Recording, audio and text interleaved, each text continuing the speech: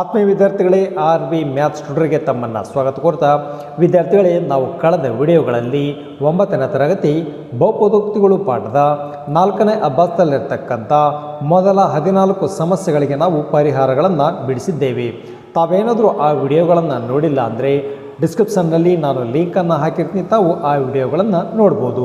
ಇವತ್ತಿನ ಈ ಒಂದು ತರಗತಿಯಲ್ಲಿ 4ನೇ ಅಭ್ಯಾಸದಲ್ಲಿರ್ತಕ್ಕಂಥ 15 ಮತ್ತು 16ನೇ ಸಮಸ್ಯೆಗಳಿಗೆ ಪರಿಹಾರಗಳನ್ನು ಬಿಡಿಸೋಣ.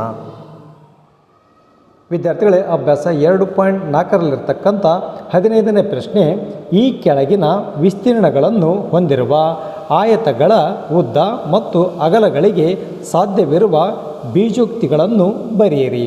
ವಿದ್ಯಾರ್ಥಿಗಳೇ, ಇಲ್ಲಿ 2 ಆಯತಗಳ ವಿಸ್ತೀರ್ಣಗಳನ್ನು ಕೊಟ್ಟಿದ್ದಾನೆ. ಆ 2 ಆಯತಗಳ ಉದ್ದ ಮತ್ತು ಅಗಲಗಳನ್ನು ನಾವು ಬೀಜೋಕ್ತಿಗಳಲ್ಲಿ ಕಂಡು ಹಿಡಿಯೋಣ. ವಿದ್ಯಾರ್ಥಿಗಳೇ, 15ನೇ ಪ್ರಶ್ನೆಯಲ್ಲಿರ್ತಕ್ಕಂಥ ಮೊದಲ ಒಂದು ವರ್ಗ ಬಹುಪದೋಕ್ತಿಯನ್ನು ನಾನಿಲ್ಲಿ ಬರ್ಕೊಂಡಿದ್ದೀನಿ. ಈ ವರ್ಗ ಬಹುಪದೋಕ್ತಿ ಏನಾಗಿದೆ? ಒಂದು ಆಯತದ ವಿಸ್ತೀರ್ಣ ಆಗಿದೆ. ವಿದ್ಯಾರ್ಥಿಗಳೇ, ಈ ಆಯತವನ್ನು ತಾವು ಗಮನಿಸ್ಬೋದು. ನಾನು ಉದಾಹರಣೆಯಾಗಿ ಒಂದು ಚಿತ್ರವನ್ನು ಹಾಕ್ಕೊಂಡಿದ್ದೀನಿ. ಇಲ್ಲಿ ಆಯತದ ವಿಸ್ತೀರ್ಣವನ್ನು ನಾವು ಉದ್ದ ಮತ್ತು ಅಗಲಗಳ ಗುಣಲಬ್ಧವನ್ನಾಗಿ ನಾವು ಬರೆದುಕೊಳ್ಳುತ್ತೇವೆ. ಅಂದರೆ ಒಂದು ಆಯತದ ವಿಸ್ತೀರ್ಣ ಉದ್ದ ಮತ್ತು ಅಗಲಗಳ ಗುಣಲಬ್ಧ ಆಯತದ ವಿಸ್ತೀರ್ಣ ಆಗಿರ್ತದೆ. ಆದ್ದರಿಂದ ಆಯತದ ವಿಸ್ತೀರ್ಣವನ್ನು ಕೊಟ್ಟಿದ್ದಾನೆ. ಅದು 25a² ಮೈನಸ್ 35a ಪ್ಲಸ್ 12 ಅಂತ ಕೊಟ್ಟಿದ್ದಾನೆ. ಅಂದರೆ ಒಂದು ಆಯತದ ವಿಸ್ತೀರ್ಣವನ್ನು ವರ್ಗ ಬಹುಪದೋಕ್ತಿ ರೂಪದಲ್ಲಿ ಕೊಟ್ಟಿದ್ದಾನೆ. ವಿದ್ಯಾರ್ಥಿಗಳೇ, ಈ ಒಂದು ವರ್ಗ ಬಹುಪದೋಕ್ತಿಯ ಅಪವರ್ತನಗಳನ್ನು ನಾವು ಕಂಡುಹಿಡಿಯೋಣ. ಆ 2 ಅಪವರ್ತನಗಳು ಆ ಒಂದು ಆಯತದ ಉದ್ದ ಮತ್ತು ಅಗಲಗಳು ಆಗಿರ್ತವೆ. ವಿದ್ಯಾರ್ಥಿಗಳೇ, ಆದ್ದರಿಂದ ಆಯತದ ವಿಸ್ತೀರ್ಣವನ್ನು ನಾವು ಉದ್ದ ಮತ್ತು ಅಗಲಗಳ ಗುಣಲಬ್ಧವನ್ನಾಗಿ ವ್ಯಕ್ತಪಡಿಸುತ್ತೇವೆ. ಆದ್ದರಿಂದ ಉದ್ದ ಗುಣ್ಲೆ ಅಗಲ ಅದೇನಾಗ್ತದೆ? ಆಯತದ ವಿಸ್ತೀರ್ಣ ಆಗ್ತದೆ. ಈಸ್ ಈಕ್ವಲ್ ಟು ವಿದ್ಯಾರ್ಥಿಗಳೇ, ಇದು ವರ್ಗ ಬಹುಪದೋಕ್ತಿ ಆಗಿರೋದ್ರಿಂದ ನಾವಿಲ್ಲಿ ಇದರ ಒಂದು ಅಪವರ್ತನವನ್ನು ನಾವು ಕಂಡುಹಿಡಿಯೋಣ. ವಿದ್ಯಾರ್ಥಿಗಳೇ, ಇಲ್ಲಿ a² ಸಹಗುಣಕ ಎಷ್ಟಿದೆ? 25 ಇದೆ. ಅದೇ ರೀತಿಯಾಗಿ ಸ್ಥಿರ ಸಂಖ್ಯೆ ಎಷ್ಟಿದೆ? 12 ಇದೆ. ಇವೆರಡಕ್ಕೆ ನಾವು ಗುಣಾಕಾರ ಮಾಡೋಣ. ಇಲ್ಲಿ 25 ಪ್ಲಸ್ ಇದೆ, 12 ಪ್ಲಸ್ ಇದೆ. ಆದ್ದರಿಂದ 25 ಗುಣ್ಲೆ 12. 25 ಗುಣ್ಲೆ 12 ಅಂದರೆ ಇವೆರಡನ್ನು ನಾವು ಗುಣಿಸಿದರೆ ಪ್ಲಸ್ ಇಂಟು ಪ್ಲಸ್ ಪ್ಲಸ್ಸೇ ಆಗ್ತದೆ. 25 ಗುಣ್ಲೆ 12 ಅಂದರೆ ಅದು 300 ಆಗ್ತದೆ. ವಿದ್ಯಾರ್ಥಿಗಳೇ, ಗುಣಿಸಿದರೆ 300, ಕೂಡಿಸಿದರೆ ಮಧ್ಯದ ಪದ ಎಷ್ಟಿದೆ? -35 ಇದೆ. ವಿದ್ಯಾರ್ಥಿಗಳೇ, ಆದ್ದರಿಂದ ನಾವು 2 ಬೆಲೆಗಳನ್ನು ನಾವು ತೆಗೆದುಕೊಳ್ಳೋಣ. ಇಲ್ಲಿ ಗುಣಿಸಿದರೆ 300 ಪ್ಲಸ್ 300 ಬರ್ತಕ್ಕಂಥ 2 ಬೆಲೆಗಳು, ಮತ್ತು ಕೂಡಿಸಿದರೆ -35 ಬರ್ತಕ್ಕಂಥ ಆ 2 ಬೆಲೆಗಳು. ಆದ್ದರಿಂದ ನಾನಿಲ್ಲಿ -20 -15 ನಾನು ತೆಗೆದುಕೊಂಡಿದ್ದೇನೆ. ಇಲ್ಲಿ ಮೈನಸ್ ಇಂಟು ಮೈನಸ್ ಪ್ಲಸ್ ಆಗ್ತದೆ. 20 ಗುಣ್ಲೆ 15, 20ಅನ್ನು 15ಕ್ಕೆ ಗುಣಿಸಿದರೆ 300 ಬರ್ತದೆ. ವಿದ್ಯಾರ್ಥಿಗಳೇ, ಗುಣಿಸಿದರೆ ನಮಗೆ ಪ್ಲಸ್ 300 ನಮಗೆ ಸಿಗುತ್ತದೆ. ಅದೇ ರೀತಿಯಾಗಿ ಕೂಡಿಸಿದರೆ ಮಧ್ಯದ ಪದ ನಮಗೆ ಸಿಗಬೇಕು. ವಿದ್ಯಾರ್ಥಿಗಳೇ, ಇಲ್ಲಿ -20 -15 ಒಟ್ಟು -35 ಆಗ್ತದೆ. ವಿದ್ಯಾರ್ಥಿಗಳೇ, ಆದ್ದರಿಂದ ನಾನಿಲ್ಲಿ -20 -15 ನಾನು ತೆಗೆದುಕೊಂಡಿದ್ದೇನೆ. ದಿಸ್ ಈಕ್ವಲ್ ಟು ಇಲ್ಲಿ 25a² ಹಾಗೆ ನಾನು ಮೊದಲೇ ಪದವನ್ನು ಬರ್ಕೊಂಡಿದ್ದೀನಿ. ಈ ಮಧ್ಯದ ಪದವನ್ನು ಅಂದರೆ -35a ನಾನು ಬಿಡಿಸಿ ಬರ್ಕೊಳ್ತಾ ಇದ್ದೀನಿ. ಅದು -20a ಮತ್ತು -15a ನಾನು ಮಧ್ಯದ ಪದವನ್ನು ಬಿಡಿಸಿ ಬರ್ಕೊಂಡಿದ್ದೀನಿ. ಕೊನೆಯ ಪದ +12 ಹಾಗೆ ನಾನು ಬರ್ಕೊಂಡಿದ್ದೀನಿ. ದಿಸ್ ಈಕ್ವಲ್ ಟು ವಿದ್ಯಾರ್ಥಿಗಳೇ, ಈ 2 ಬೆಲೆಗಳನ್ನು ನಾವು ಗಮನಿಸಿದರೆ 25a² -20a ನಾವು ಗಮನಿಸಿದರೆ ಇಲ್ಲಿ ಏನಾಗ್ತದೆ? 5 ಸಾಮಾನ್ಯವಾಗಿ ಕಾಣ್ತದೆ. ವಿದ್ಯಾರ್ಥಿಗಳೇ, 5 5 25, 5 4 20. ಅದೇ ರೀತಿಯಾಗಿ a² ಇದೆ, ಇಲ್ಲಿ a ಇದೆ. a ಏನಾಗ್ತದೆ? ಸಾಮಾನ್ಯವಾಗಿ ಕಾಣ್ತದೆ. ಆದ್ದರಿಂದ ನಾನು 5a ನಾನು ಮಸ ತಗೊಂಡಿದ್ದೀನಿ. ವಿದ್ಯಾರ್ಥಿಗಳೇ, 5a ನಾವು ಮಸ ತಗೊಂಡ್ರೆ 5 5 25 ಆಗ್ತದೆ. ಬ್ರಾಕೆಟ್ನಲ್ಲಿ 5 ಉಳಿತದೆ. a² a ಮೋಸ ಹೋಗಿದೆ. ವಿದ್ಯಾರ್ಥಿಗಳೇ, ಆದ್ದರಿಂದ a ಮಾತ್ರ ಉಳಿತದೆ. ಆದ್ದರಿಂದ ಬ್ರಾಕೆಟ್ನಲ್ಲಿ 5a ಉಳಿತದೆ. ಹೊರಗಡೆಗೆ 5a ಮಸ ತಗೊಂಡಿದ್ದೀನಿ. ಮೈನಸ್ ಇಲ್ಲಿ 20a 5a ಮಸ ಹೋಗಿದೆ. 5 4 20 ಆಗ್ತದೆ. ವಿದ್ಯಾರ್ಥಿಗಳೇ, ಆದ್ದರಿಂದ ಬ್ರಾಕೆಟ್ನಲ್ಲಿ 4 ಉಳಿತದೆ. ಏನಾಗಿದೆ? ಮಸ ಹೋಗಿದೆ. ಅದೇ ರೀತಿಯಾಗಿ ಈ 2 ಬೆಲೆಗಳನ್ನು ನಾವು ಗಮನಿಸಿದರೆ ನಾನು ಮೈನಸ್ಸನ್ನು ಮಸ ತಗೊಂಡಿದ್ದೀನಿ. ಅದೇ ರೀತಿಯಾಗಿ 3 5 15, 3 4 12 ಆಗ್ತದೆ. ಆದ್ದರಿಂದ ನಾನು 3 ಮಸ ತಗೊಂಡಿದ್ದೀನಿ. ಬ್ರಾಕೆಟ್ನಲ್ಲಿ 3 5 15 ಆಗ್ತದೆ. ಅದೇ ರೀತಿಯಾಗಿ ಎಯನ್ನು ನಾನು ಬರ್ಕೊಂಡಿದ್ದೀನಿ. ಇಲ್ಲಿ ಮೈನಸ್ ಏನಾಗಿದೆ, ಮಸ ಹೋಗಿರೋದ್ರಿಂದ ಬ್ರಾಕೆಟ್ನಲ್ಲಿ ಮೈನಸ್ ಉಳಿತದೆ. 3 4 12 ಆಗ್ತದೆ ವಿದ್ಯಾರ್ಥಿಗಳೇ. ಈ 2 ಬೆಲೆಗಳಲ್ಲಿ 3 ನಾನು ಮಸ ತಗೊಂಡಿದ್ದೀನಿ. ದಿಸ್ ಈಕ್ವಲ್ ಟು ವಿದ್ಯಾರ್ಥಿಗಳೇ, ಈ 2 ಬೆಲೆಗಳನ್ನು ನಾವು ಗಮನಿಸಿದರೆ, ಈ ಒಂದು ಬ್ರಾಕೆಟ್ಗಳನ್ನು ನಾವು ಗಮನಿಸಿದರೆ 5a - 4 5a - 4 ಏನಾಗ್ತದೆ, ಸಾಮಾನ್ಯವಾಗಿ ಕಾಣ್ತದೆ ಈ ಬ್ರಾಕೆಟು. ಆದ್ದರಿಂದ ಈ ಬ್ರಾಕೆಟನ್ನು ನಾನು ಮಸ ತಗೊಂಡಿದ್ದೀನಿ ವಿದ್ಯಾರ್ಥಿಗಳೇ, ಅಂದರೆ ಸಾಮಾನ್ಯವಾಗಿ ಹೊರಗಡೆ ತಗೊಂಡಿದ್ದೀನಿ. 5a - 4 5a - 4 ನಾನು ಮಸ ತಗೊಂಡಿದ್ದೀನಿ. ಬ್ರಾಕೆಟ್ನಲ್ಲಿ ಏನು ಉಳಿತದೆ, 5a - 3 ಉಳಿತದೆ ವಿದ್ಯಾರ್ಥಿಗಳೇ. ಆದ್ದರಿಂದ ಈ ಒಂದು ವರ್ಗ ಬಹುಪದೋಕ್ತಿಯ ಅಪವರ್ತನಗಳು ಇಲ್ಲಿ 5a - 4 ಮತ್ತು 5a - 3 ಉತ್ತರ ನಮಗೆ ಸಿಕ್ಕಿದೆ ವಿದ್ಯಾರ್ಥಿಗಳೇ. ಇಲ್ಲಿ ವಿದ್ಯಾರ್ಥಿಗಳೇ, ಒಂದು ಆಯತದ ವಿಸ್ತೀರ್ಣವನ್ನು ನಾವು ಉದ್ದ ಗುಂಡ್ಲೆ ಅಗಲವನ್ನಾಗಿ ವ್ಯಕ್ತಪಡಿಸ್ತೀವಿ.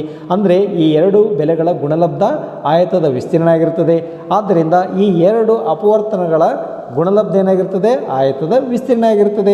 ಆದ್ದರಿಂದ 5a - 4 ನಾನು ಆಯತದ ಉದ್ದ ಅಂತ ನಾನು ತೆಗೆದುಕೊಂಡ್ರೆ, 5 - a 3 ನಾನು ಆಯತದ ಅಗಲ ಎಂದು ನಾನು ತೆಗೆದುಕೊಂಡಿದ್ದೇನೆ. ಆದ್ದರಿಂದ ಆಯತದ ಉದ್ದ 5a - 4 ಮೂಲಮಾನಗಳು ಮತ್ತು ಆಯತದ ಅಗಲ 5a - 3 ಮೂಲಮಾನಗಳು ಅಂತ ತಾವು ಬೀಜೋಕ್ತಿಗಳಲ್ಲಿ ಈ ಒಂದು ಆಯತದ ಉದ್ದ ಅಗಲಗಳನ್ನು ವ್ಯಕ್ತಪಡಿಸ್ತೀರಾ. ಅದೇ ರೀತಿಯಾಗಿ ವಿದ್ಯಾರ್ಥಿಗಳೇ, ಎರಡನೇ ಒಂದು ಆಯತದ ವಿಸ್ತೀರ್ಣ, ಆ ಒಂದು ಬಹುಪದೋಕ್ತಿಯನ್ನು ನಾನು ಇಲ್ಲಿ ಬರ್ಕೊಂಡಿದ್ದೀನಿ. ವರ್ಗ ಬಹುಪದೋಕ್ತಿ ಇದು ಆಯತದ ವಿಸ್ತೀರ್ಣವನ್ನು ಕೊಟ್ಟಿದ್ದಾನೆ. ಅದು 35y² + 13y - 12 ಇದೆ ವಿದ್ಯಾರ್ಥಿಗಳೇ. ತಮಗೆ ತಿಳಿಯಲಿ ಅಂತ ನಾನು ಇಲ್ಲಿ ಒಂದು ಆಯತದ ಒಂದು ಚಿತ್ರವನ್ನು ಹಾಕ್ಕೊಂಡಿದ್ದೀನಿ. ಇದು ಆಯತದ ಅಗಲ ಮತ್ತು ಉದ್ದ. ಆಯತದ ವಿಸ್ತೀರ್ಣ ಆ ಒಂದು ಆಯತದ ಉದ್ದ ಮತ್ತು ಅಗಲಗಳ ಗುಣಲಬ್ಧ ಆಗಿರ್ತದೆ ವಿದ್ಯಾರ್ಥಿಗಳೇ. ಆದ್ದರಿಂದ ಆಯತದ ವಿಸ್ತೀರ್ಣ ಕೊಟ್ಟಿದ್ದಾನೆ. ಅದು 35y² + 13y - 12 ಕೊಟ್ಟಿದ್ದಾನೆ. ಆದ್ದರಿಂದ ಆಯತದ ವಿಸ್ತೀರ್ಣವನ್ನು ನಾವು ಉದ್ದ ಮತ್ತು ಅಗಲಗಳ ಗುಣಲಬ್ಧವನ್ನಾಗಿ ವ್ಯಕ್ತಪಡಿಸುತ್ತೇವೆ. ಆಯತದ ವಿಸ್ತೀರ್ಣ ಅದು ಉದ್ದ ಮತ್ತು ಅಗಲಗಳ ಗುಣಲಬ್ಧ ಈಸ್ ಈಕ್ವಲ್ ಟು ವಿದ್ಯಾರ್ಥಿಗಳೇ, ಈ ಒಂದು ವರ್ಗ ಬಹುಪದೋಕ್ತಿಯ ಅಪವರ್ತನಗಳನ್ನು ನಾವು ಕಂಡು ಹಿಡಿಯೋಣ. ಇಲ್ಲಿ ವಿದ್ಯಾರ್ಥಿಗಳೇ, ಈ ಒಂದು y² ಸಹಗುಣಕ ಎಷ್ಟಿದೆ, 35 ಇದೆ ಮತ್ತು ಸ್ಥಿರ ಸಂಖ್ಯೆ -12 ಇದೆ.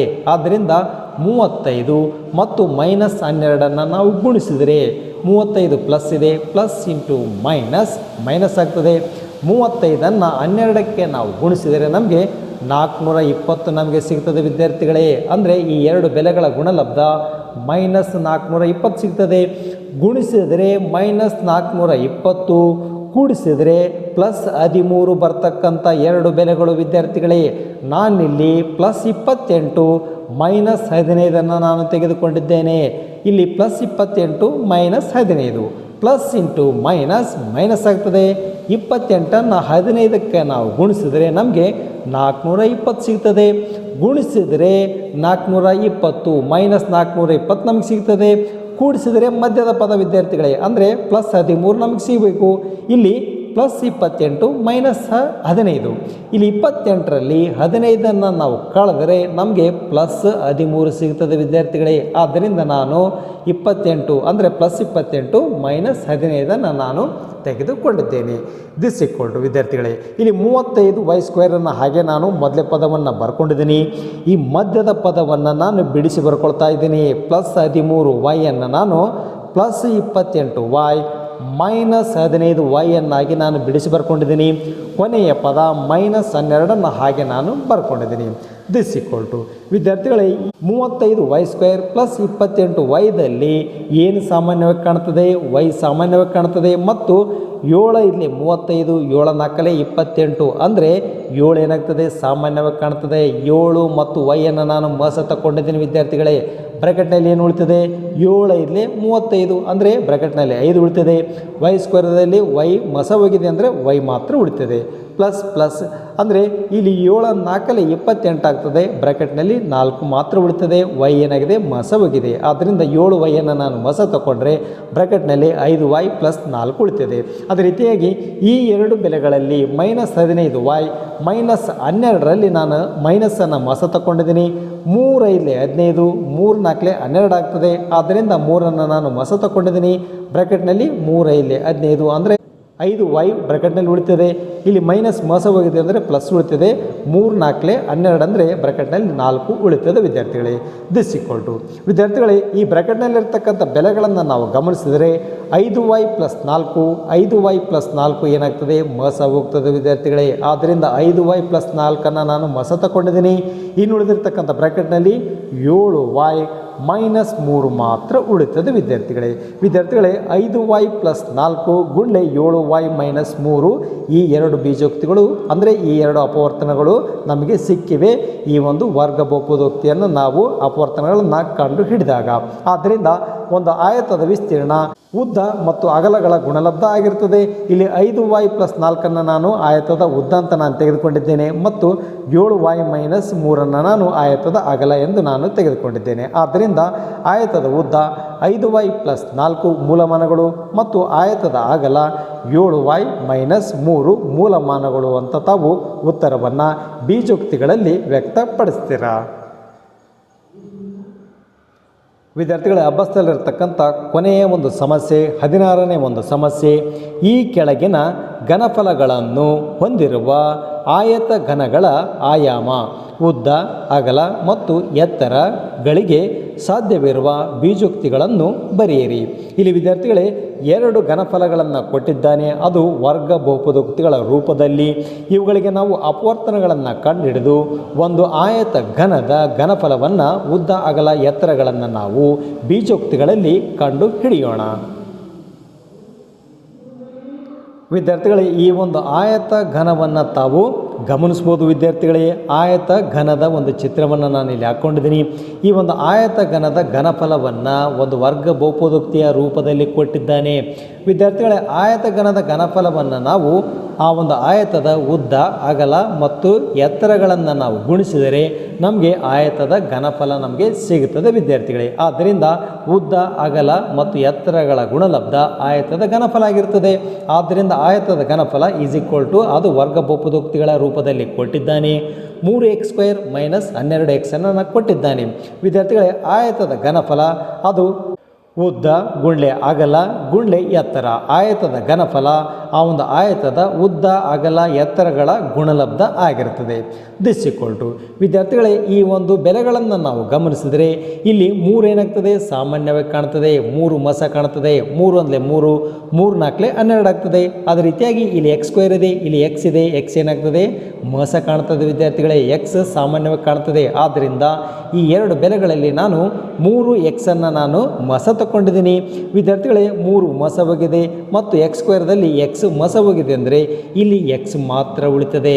3x ಗುಂಡ್ಲೆ x ಅಂದರೆ 3x² ಆಗ್ತದೆ. ಆದ್ದರಿಂದ 3x ಅನ್ನು ನಾನು ಮಸ ತಗೊಂಡಿದ್ದೀನಿ. ಈ ಬೆಲೆಯಲ್ಲಿ ಏನು x ಮಾತ್ರ ಉಳಿತದೆ. ಮೈನಸ್ ಅನ್ನು ನಾನು ಬರ್ಕೊಂಡಿದ್ದೀನಿ ವಿದ್ಯಾರ್ಥಿಗಳೇ. 12xದಲ್ಲಿ 3x ಮಸ ಹೋದರೆ 3 4 12 ಆಗ್ತದೆ. ಆದ್ದರಿಂದ ಬ್ರಾಕೆಟ್ನಲ್ಲಿ 4 ಮಾತ್ರ ಉಳಿತದೆ. x ಏನಾಗಿದೆ ಮಸ ಹೋಗಿದೆ ವಿದ್ಯಾರ್ಥಿಗಳೇ. ಆದ್ದರಿಂದ 3x ಗುಂಡ್ಲೆ x - 4 ಏನಾಗ್ತದೆ ಈ ಒಂದು ವರ್ಗ ಬಹುಪದೋಕ್ತಿಯ ಅಪವರ್ತನಗಳು ಆಗ್ತವೆ ವಿದ್ಯಾರ್ಥಿಗಳೇ. ಇಲ್ಲಿ 3 ಗುಂಡ್ಲೆ x ಗುಂಡ್ಲೆ x - 4 ನಾನು ಗುಣಾಕಾರದ ರೀತಿಯಲ್ಲಿ ನಾನು ಬರೆದುಕೊಂಡಿದ್ದೇನೆ. ಇಲ್ಲಿ 3 ಬೆಲೆಗಳು ಇದ್ದಾವೆ ವಿದ್ಯಾರ್ಥಿಗಳೇ. 3 ಮತ್ತು x ಮತ್ತು x - 4 ಅಂದರೆ ಈ 3 ಬೆಲೆಗಳನ್ನು ನಾವು ಗುಣಿಸಿದರೆ ಈ ಒಂದು ಆಯತ ಘನದ ಘನಫಲ ನಮಗೆ ಸಿಗುತ್ತದೆ ವಿದ್ಯಾರ್ಥಿಗಳೇ. ಆದ್ದರಿಂದ ಈ 3 ಬೆಲೆಗಳೇನಾಗಿರ್ತವೆ ಈ ಒಂದು ಆಯತ ಘನದ ಉದ್ದ ಅಗಲ ಮತ್ತು ಎತ್ತರಗಳು ಆಗಿರ್ತವೆ ವಿದ್ಯಾರ್ಥಿಗಳೇ. ಆದ್ದರಿಂದ ಈ ಒಂದು ಆಯತ ಘನದ ಉದ್ದವನ್ನು ನಾನು 3 ಮೂಲಮಾನಗಳು ಅಂತ ನಾನು ತೆಗೆದುಕೊಂಡಿದ್ದೇನೆ. ಅದೇ ರೀತಿಯಾಗಿ ಈ ಒಂದು ಆಯತ ಘನದ ಅಗಲವನ್ನು ನಾನು x ಮೂಲಮಾನಗಳಂತ ನಾನು ತೆಗೆದುಕೊಂಡಿದ್ದೇನೆ. ಅದೇ ರೀತಿಯಾಗಿ ಆಯತ ಘನದ ಎತ್ತರ x - 4 ಮೂಲಮಾನಗಳು ಅಂತ ನಾನು ತೆಗೆದುಕೊಂಡಿದ್ದೇನೆ. ಆದ್ದರಿಂದ ಈ ಒಂದು ಆಯತ ಘನದ ಉದ್ದ ಅಗಲ ಮತ್ತು ಎತ್ತರಗಳು ಇಲ್ಲಿ ಬೀಜೋಕ್ತಿಗಳಲ್ಲಿ ನಾನು ಕಂಡು ಹಿಡಿದಿದ್ದೇನೆ. ವಿದ್ಯಾರ್ಥಿಗಳೇ ಎರಡನೇ ಒಂದು ಸಮಸ್ಯೆ 16ನೇ ಪ್ರಶ್ನೆಯಲ್ಲಿರ್ತಕ್ಕಂಥ ಎರಡನೇ ಒಂದು ಸಮಸ್ಯೆ, ಆ ಒಂದು ಆಯತದ ಘನಫಲವನ್ನು ಕೊಟ್ಟಿದ್ದಾನೆ. ಇಲ್ಲಿ ಆಯತದ ಒಂದು ಘನ ಒಂದು ಚಿತ್ರವನ್ನು ನಾನು ಹಾಕ್ಕೊಂಡಿದ್ದೀನಿ ವಿದ್ಯಾರ್ಥಿಗಳೇ. ಉದ್ದ ಅಗಲ ಎತ್ತರಗಳ ಗುಣಲಬ್ಧ ಆಯತದ ಘನಫಲ ಆಗಿರ್ತದೆ. ಈ ಒಂದು ಆಯತದ ಘನಫಲವನ್ನು ವರ್ಗ ಬಹುಪದೋಕ್ತಿ ರೂಪದಲ್ಲಿ ಕೊಟ್ಟಿದ್ದಾನೆ. ಅದು 12ky² plus 8ky minus 20k ಅಂತ ಕೊಟ್ಟಿದ್ದಾನೆ ವಿದ್ಯಾರ್ಥಿಗಳೇ. ಆದ್ದರಿಂದ ಆಯತದ ಘನಫಲ ಆ ಒಂದು ಆಯತದ ಉದ್ದ ಅಗಲ ಎತ್ತರಗಳ ಗುಣಲಬ್ಧ ಆಗಿರ್ತದೆ ವಿದ್ಯಾರ್ಥಿಗಳೇ. ಆದ್ದರಿಂದ ಉದ್ದ ಗುಂಡ್ಲೆ ಅಗಲ ಗುಂಡ್ಲೆ ಎತ್ತರ ಅಂತ ನಾನು ಬರ್ಕೊಂಡಿದ್ದೀನಿ. ಈಸ್ ಈಕ್ವಲ್ ಟು ವಿದ್ಯಾರ್ಥಿಗಳೇ ಈ ಮೂರು ಬೆಲೆಗಳನ್ನು ನಾವು ಗಮನಿಸಿದರೆ ಇಲ್ಲಿ 12 ಇದೆ, 8 ಇದೆ, 20 ಇದೆ. ಆದ್ದರಿಂದ ನಾನು 4ಅನ್ನು ಮಸ ತಗೊಳ್ತಾ ಇದ್ದೀನಿ ವಿದ್ಯಾರ್ಥಿಗಳೇ. ಆದ್ದರಿಂದ 4 ಮೂರಲೆ 12, 4 ಎರಡಲೆ 8, 4 ಐದಲೆ 20. ಆದ್ದರಿಂದ 4ಅನ್ನು ನಾನು ಮಸ ತಗೊಂಡಿದ್ದೀನಿ. ಅದೇ ರೀತಿಯಾಗಿ ಇಲ್ಲಿ ಕೆ ಇದೆ, ಇಲ್ಲಿಯೂ ಕೆ ಇದೆ, ಇಲ್ಲಿಯೂ ಕೂಡ ಕೆ ಇದೆ. ಆದ್ದರಿಂದ 4kಯನ್ನು ಈ ಮೂರು ಬೆಲೆಗಳಿಂದ ನಾನು ಮಸ ತಕ್ಕೊಂಡಿದ್ದೀನಿ. ಬ್ರ್ಯಾಕೆಟ್ನಲ್ಲಿ 4 ಮೂರಲೆ 12 ಆಗ್ತದೆ, 3 ಉಳಿತದೆ. ಇಲ್ಲಿ ಕೆ ಮಸ ಹೋಗಿದೆ, y² ಮಾತ್ರ ಉಳಿತದೆ. ಅದೇ ರೀತಿಯಾಗಿ ಪ್ಲಸ್ 4 ಎರಡಲೆ 8 ಆಗ್ತದೆ, 2 ಮಾತ್ರ ಬ್ರ್ಯಾಕೆಟ್ನಲ್ಲಿ ಉಳಿತದೆ. ಅದೇ ರೀತಿಯಾಗಿ ಕೆ ಮೋಸ ಹೋಗಿದೆ, y ಮಾತ್ರ ಉಳಿತದೆ. ಮೈನಸ್ 4 5ಲೆ 20 ಆಗ್ತದೆ, ಆದ್ದರಿಂದ 5 ಉಳಿತದೆ. ಕೆ ಏನಾಗಿದೆ ಮಸ ಹೋಗಿದೆ ವಿದ್ಯಾರ್ಥಿಗಳೇ. ಆದ್ದರಿಂದ 4k ಬ್ರ್ಯಾಕೆಟ್ನಲ್ಲಿ 3y² plus 2y minus 5 ಉಳಿತದೆ ವಿದ್ಯಾರ್ಥಿಗಳೇ. ದಿಸ್ ಈಕ್ವಲ್ ಟು ಈ ವಿದ್ಯಾರ್ಥಿಗಳೇ 4kಯನ್ನು ಹಾಗೆ ನಾನು ಬರ್ಕೊಂಡಿದ್ದೀನಿ. ವಿದ್ಯಾರ್ಥಿಗಳೇ ಈ ಒಂದು ಬೆಲೆಗಳನ್ನು ನಾವು ಗಮನಿಸಿದರೆ ಇದು ಒಂದು ವರ್ಗ ಬಹುಪದೋಕ್ತಿಯಾಗಿ ಕಾಣ್ತಾ ಇದೆ. ಈ ವರ್ಗ ಬಹುಪದೋಕ್ತಿಯ ಅಪವರ್ತನಗಳನ್ನು ನಾವು ಕಂಡು ಹಿಡಿಯೋಣ. ಇಲ್ಲಿ y² ಸಹಗುಣಕ 3 ಇದೆ, ಇಲ್ಲಿ ಸ್ಥಿರ ಸಂಖ್ಯೆ ಮೈನಸ್ 5 ಇದೆ. ಈ ಎರಡು ಬೆಲೆಗಳಿಗೆ ನಾವು ಗುಣಿಸೋಣ. ಇಲ್ಲಿ 3 ಮೈನಸ್ 5, 3 ಗುಂಡ್ಲೆ ಮೈನಸ್ 5 ಅಂದರೆ 3 ಪ್ಲಸ್ ಇದೆ, ಪ್ಲಸ್ ಇಂಟು ಮೈನಸ್ ಆಗ್ತದೆ. 3 5ಲೆ 15 ಆಗ್ತದೆ. ವಿದ್ಯಾರ್ಥಿಗಳಿಗೆ ಗುಣಿಸಿದರೆ ಮೈನಸ್ 15, ಕೂಡಿಸಿದರೆ ಮಧ್ಯದ ಪದ ಪ್ಲಸ್ 2 ಬರ್ತಕ್ಕಂಥ ಎರಡು ಬೆಲೆಗಳು. ನಾನಿಲ್ಲಿ -3 ಮತ್ತು ಪ್ಲಸ್ 5ಅನ್ನು ನಾನು ತೆಗೆದುಕೊಂಡಿದ್ದೇನೆ. ಗುಣಿಸಿದರೆ minus 15, minus into plus minus 3 5ಲೆ 15 ಆಗ್ತದೆ. ಅದೇ ರೀತಿಯಾಗಿ ಗುಣಿಸಿದರೆ ಮೈನಸ್ 15 ನಮಗೆ ಸಿಗ್ತಾ ಇದೆ. ಕೂಡಿಸಿದರೆ ವಿದ್ಯಾರ್ಥಿಗಳಿಗೆ ಪ್ಲಸ್ 5 ಮತ್ತು ಮೈನಸ್ 3, 5ರಲ್ಲಿ 3ಅನ್ನು ನಾವು ಕಳೆದರೆ ನಮಗೆ ಮಧ್ಯದ ಪದ 2 ನಮಗೆ ಸಿಗ್ತದೆ ವಿದ್ಯಾರ್ಥಿಗಳೇ. ಆದ್ದರಿಂದ ನಾನಿಲ್ಲಿ -3 ಮತ್ತು ಪ್ಲಸ್ 5ಅನ್ನು ನಾನು ತೆಗೆದುಕೊಂಡಿದ್ದೇನೆ. ದಿಸ್ ಈಕ್ವಲ್ ಟು 4kಯನ್ನು ಹಾಗೆ ನಾನು ಬರ್ಕೊಂಡಿದ್ದೀನಿ. ಬ್ರ್ಯಾಕೆಟ್ನಲ್ಲಿ 3y² ಹಾಗೆ ನಾನು ಬರ್ಕೊಂಡಿದ್ದೀನಿ. ಈ ಮಧ್ಯದ ಪದ ಪ್ಲಸ್ 2y ನಾನು ಬಿಡಿಸಿ ಬರ್ಕೊಳ್ತಾ ಇದ್ದೀನಿ. ಅದು -3y ಮತ್ತು ಪ್ಲಸ್ 5y ನಾನು ಬಿಡಿಸಿ ಬರ್ಕೊಂಡಿದ್ದೀನಿ. ಮೈನಸ್ 5ಅನ್ನು ಹಾಗೆ ನಾನು ಬರ್ಕೊಂಡಿದ್ದೀನಿ. ದಿಸ್ ಈಕ್ವಲ್ ಟು 4kಯನ್ನು ಹಾಗೆ ನಾನು ಬರ್ಕೊಂಡಿದ್ದೀನಿ. ಬ್ರ್ಯಾಕೆಟ್ನಲ್ಲಿ ವಿದ್ಯಾರ್ಥಿಗಳೇ ಈ ಎರಡು ಬೆಲೆಗಳನ್ನು ನಾವು ಗಮನಿಸಿದರೆ 3 ಏನಾಗ್ತದೆ ಸಾಮಾನ್ಯವಾಗಿ ಕಾಣ್ತದೆ. 3ಅನ್ನು ಮಸ ತಗೊಂಡಿದ್ದೀನಿ. ಇಲ್ಲಿ y² ಇದೆ, ಇಲ್ಲಿ y ಇದೆ, y ನಾನು ಮಸ ತಗೊಂಡಿದ್ದೀನಿ. ಆದ್ದರಿಂದ ಬ್ರ್ಯಾಕೆಟ್ನಲ್ಲಿ 3y² 3y ಮಸ ಹೋದರೆ ಬ್ರ್ಯಾಕೆಟ್ನಲ್ಲಿ y ಉಳಿತದೆ. ಮೈನಸ್ 3y ಮಸ ಹೋದರೆ ಏನಿಲ್ಲ ಅಂದರೂ ಕೂಡ 1 ಉಳಿತದೆ ವಿದ್ಯಾರ್ಥಿಗಳೇ. ಅದೇ ರೀತಿಯಾಗಿ ಈ ಎರಡು ಬೆಲೆಗಳಲ್ಲಿ 5 ಏನಾಗ್ತದೆ ಮಸ ಕಾಣ್ತದೆ ವಿದ್ಯಾರ್ಥಿಗಳೇ. 5ಅನ್ನು ನಾನು ಮಸ ತಗೊಂಡಿದ್ದೀನಿ. ಬ್ರ್ಯಾಕೆಟ್ನಲ್ಲಿ 5y 5 ಮಸ ಹೋದರೆ y ಮಾತ್ರ ಉಳಿತದೆ. ಮೈನಸ್ 5 ಮಸ ಹೋಗಿದೆ ಅಂದರೆ ಅಲ್ಲಿ 1 ಮಾತ್ರ ಉಳಿತದೆ. ದಿಸ್ ಈಕ್ವಲ್ ಟು 4kಯನ್ನು ಹಾಗೆ ನಾನು ಬರ್ಕೊಂಡಿದ್ದೀನಿ. ಈ ಎರಡು ಬೆಲೆಗಳನ್ನು ನಾವು ಗಮನಿಸಿದರೆ y -1 ಮಸ ತಗೊಂಡಿದ್ದೀನಿ ವಿದ್ಯಾರ್ಥಿಗಳೇ. ಸಾಮಾನ್ಯವಾಗಿ ಕಾಣ್ತದೆ ಈ ಒಂದು ಬ್ರ್ಯಾಕೆಟ್ನಲ್ಲಿರ್ತಕ್ಕಂಥ ಬೆಲೆಗಳು. ಅದೇ ರೀತಿಯಾಗಿ ಈ y -1 ಮಸ ಹೋದರೆ 3y ಬ್ರ್ಯಾಕೆಟ್ನಲ್ಲಿ ಉಳಿತದೆ, ಪ್ಲಸ್ 5 ಮಾತ್ರ ಉಳಿತದೆ ವಿದ್ಯಾರ್ಥಿಗಳೇ. ಅಂದರೆ 4k ಬ್ರ್ಯಾಕೆಟ್ನಲ್ಲಿ y -1 ಗುಂಡ್ಲೆ 3y ಪ್ಲಸ್ 5 ಮಾತ್ರ ಉಳಿತದೆ. This equal to 4k y -1 ಗುಂಡ್ಲೆ 3y ಪ್ಲಸ್ 5 ಮಾತ್ರ ಉಳಿತದೆ ವಿದ್ಯಾರ್ಥಿಗಳೇ. ಅಂದರೆ ಇಲ್ಲಿ 3 ಬೆಲೆಗಳು ಕಾಣ್ತಾ ಇದ್ದಾವೆ ವಿದ್ಯಾರ್ಥಿಗಳೇ. ಅಂದರೆ ಒಂದು ಆಯತದ ಘನಫಲ ಆ ಒಂದು ಆಯತದ ಉದ್ದ ಅಗಲ ಎತ್ತರಗಳ ಗುಣಲಬ್ಧ ಆಗಿರ್ತದೆ. ಇಲ್ಲಿ 4kಯನ್ನು ನಾನು ಆಯತದ ಉದ್ದ ಅಂತ ನಾನು ತಿಳ್ಕೊಂಡಿದ್ದೀನಿ ಮತ್ತು ಆಯತದ ಅಗಲವನ್ನು y -1 ಅಂತ ನಾನು ತಿಳ್ಕೊಂಡಿದ್ದೀನಿ. ಅದೇ ರೀತಿಯಾಗಿ ಆಯತದ ಎತ್ತರವನ್ನು 3y ಪ್ಲಸ್ 5 ಅಂತ ನಾನು ತಿಳಿದುಕೊಂಡಿದ್ದೇನೆ. ಆದ್ದರಿಂದ ಆಯತಘನದ ಉದ್ದ ಅದು 4k ಮೂಲಮಾನಗಳು ಅಂತ ಬರಿತೀರಾ. ಅದೇ ರೀತಿಯಾಗಿ ಆಯತಘನದ ಅಗಲ y -1 ಮೂಲಮಾನಗಳು ಅಂತ ಬರ್ತೀರಾ. ಅದೇ ರೀತಿಯಾಗಿ ಆಯತಘನದ ಎತ್ತರ 3y+5 ಮೂಲಮಾನಗಳು ಅಂತ ತಾವು ಉತ್ತರವನ್ನು ಬರಿತೀರಾ. ಆದ್ದರಿಂದ ಕೊಟ್ಟಿರ್ತಕ್ಕಂಥ ಆಯತಘನದ ಘನಫಲವನ್ನು ಏನು ಕೊಟ್ಟಿದ್ದಾನೆ ಅದರ ಒಂದು ಆಯತಘನದ ಘನಫಲವನ್ನು ನಾವು ಇಟ್ಕೊಂಡು ನಾವು ಇಲ್ಲಿ ಆ ಒಂದು ಆಯತದ ಉದ್ದ ಅಗಲ ಎತ್ತರಗಳನ್ನು ನಾವು ಬೀಜೋಕ್ತಿಗಳಲ್ಲಿ ಕಂಡು ಹಿಡಿದಿದ್ದೇವೆ. ವಿದ್ಯಾರ್ಥಿಗಳೇ ಈ ವಿಡಿಯೋ ಇಷ್ಟ ಆಗಿದ್ದರೆ ಒಂದು ಲೈಕ್ ಮಾಡಿ, ಹಾಗೆ ತಮ್ಮ ಫ್ರೆಂಡ್ಸ್ಗೂ ಕೂಡ ಈ ವಿಡಿಯೋನ ಶೇರ್ ಮಾಡಿ. ತಾವೇನಾದರೂ ಹೊಸಬರಾಗಿದ್ದರೆ ನಮ್ಮ ಚಾನಲನ್ನು ಸಬ್ಸ್ಕ್ರೈಬ್ ಮಾಡ್ಕೊಳ್ಳಿ, ಪಕ್ಕದಲ್ಲಿರೋ ಬೆಲ್ ಬಟನನ್ನು ಒತ್ತಿ ಆಲ್ ಆಪ್ಷನನ್ನು ಸೆಲೆಕ್ಟ್ ಮಾಡಿ. ಮುಂದಿನ ವಿಡಿಯೋದಲ್ಲಿ ಮತ್ತೊಂದು ಪಾಠದ ಬಗ್ಗೆ ಅಭ್ಯಾಸ ಮಾಡೋಣ.